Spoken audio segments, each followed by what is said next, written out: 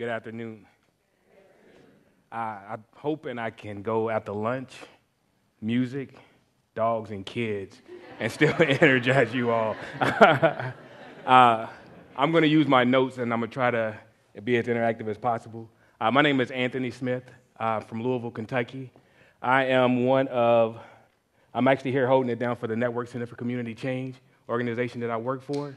I am one of 4,900 network members who live in Louisville, who have signed on to make our urban communities better for children and families. I want to start my talk with a riddle. You guys can write your answer down, or you can yell it out, or we might get to it later. What do you get when you put an attorney, a housing advocate,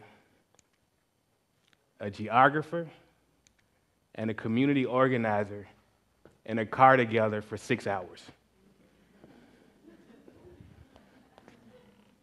You get a lot of not so useful stuff. You get playlists that will only be listened to at one time. You get pictures of each other sleeping. They're not in these slides.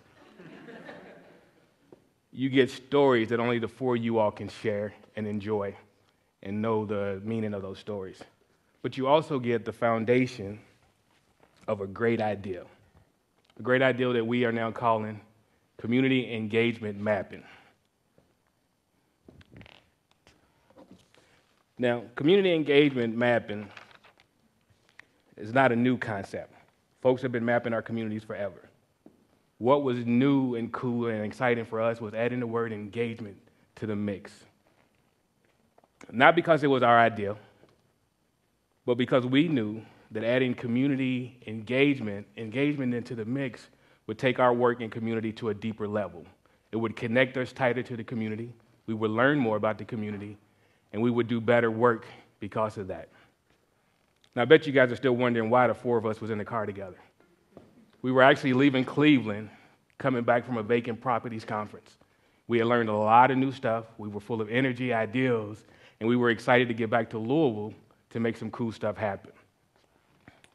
So, community engagement mapping begins with the belief that if you really want to know what's happening in the community around housing and community issues, you start with having a conversation with those who live and work in that community. You engage those folks often and early in the process. You engage them from collecting the data to researching the properties to reviewing the maps that we're going to create together. And possible for sharing ownership. And the reason you do this is because you want to have shared ownership in the process and in the outcomes. Now, yes, this does slow the process down, but that's okay. It's actually one of the biggest benefits and one of the best unintended outcomes of the process. Because when you slow the process down, that allows the observers, the collectors, the community to become more curious.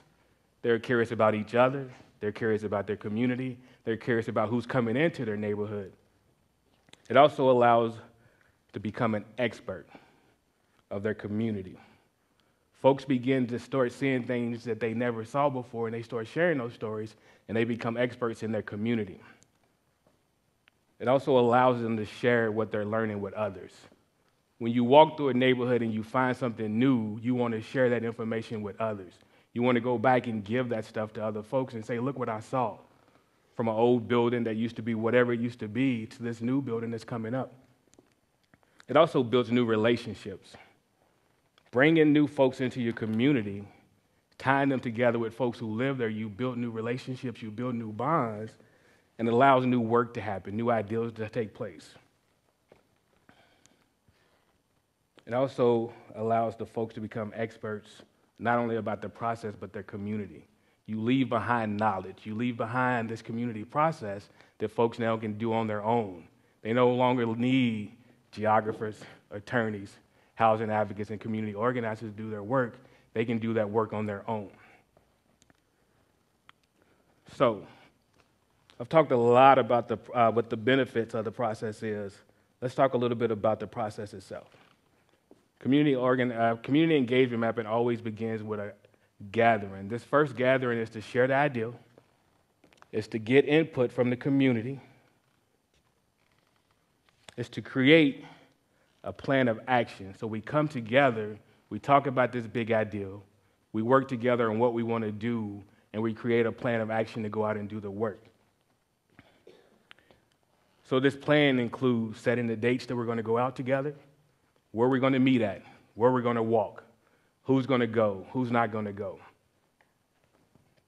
That plan also includes, actually when we do that, these walks are a great opportunity to connect the community and also to become a part of this, creating a concrete visual of your neighborhood. Before we go out on these walks, we provided training that empowers the collector, the observer, and the community to collect information that tells the true story about what's happening in community around their housing. Community engagement mapping is a great way to get involved in housing and other community development issues in your community.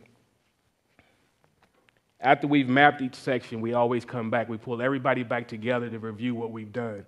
So all of that information from the community mapping walks are then brought back. Folks who make maps put all that stuff together, and then we bring those back out to community to review. And when we do these reviews, these are organized to have the bigger conversations around the map. We invite community members, housing advocates, activists, and politicians who all come together to talk about what's been done. These folks come back and start sharing ideas of what could this be, what's possible, what do we want to have happen from this. These folks come together to ask and answer the powerful questions about what can we do next? What can we do to make this better? And we also do in that time is we create steps and create projects and next steps of what we can do and how we want to move forward. Now, in every community, the project's different. The outcomes are different, the projects are different, people want to do different things because they have different community needs. During our first community engagement mapping project in the California community in Louisville, we met Miss Jessica. Now, Miss Jessica's house sat next to a vacant lot.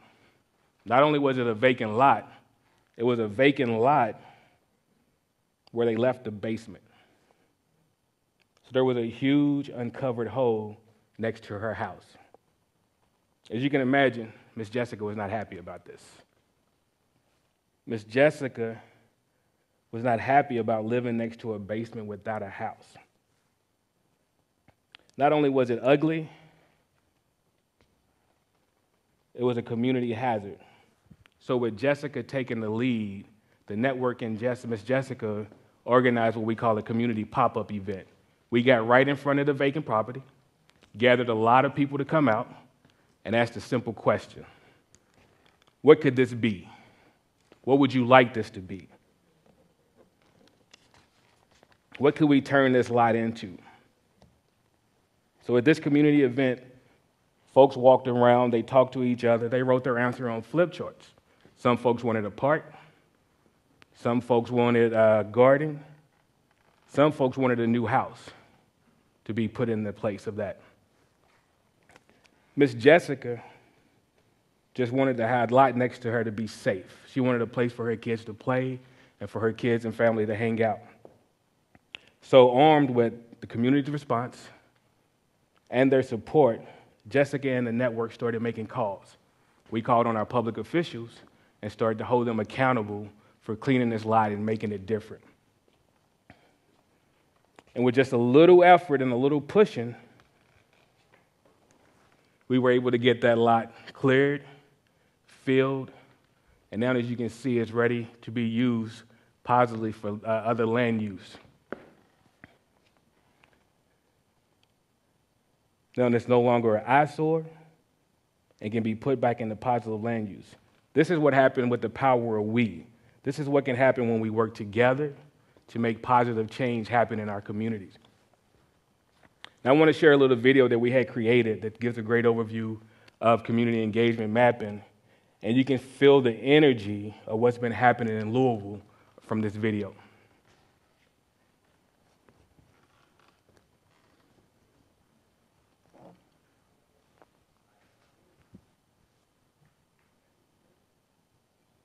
No sound.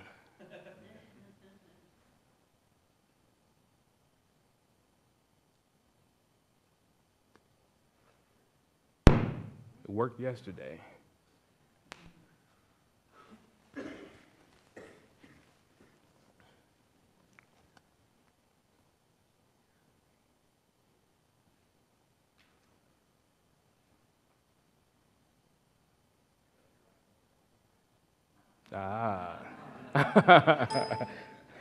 There we go. It's worth the wait, I promise you all. Folks are really concerned about vacant properties and abandoned properties. People are paying attention. Folks want to be engaged. They just don't know where to go and who to talk to. So right now we're in Shawnee neighborhood, and it's been an area that's had a lot of foreclosures in the last 5 years. Hey again. How are you all? Community development work begins on the porch and not in a conference room. You return there over and over and over again. So today we're working on a community mapping campaign where we go out and take a look at the housing stock. So figuring out what's vacant, what's occupied, what needs renovation, and what's good to go in terms of just a stable piece of property here. And the end goal is to get that information out to community so that they can make decisions about how their neighborhood is developed. Because a lot of decisions for poor neighborhoods are generally made for them rather than by them. And a lot of that occurs because there's not any data. And the network has always been about how do we take data and turn it into stuff that folks can use in community for community change.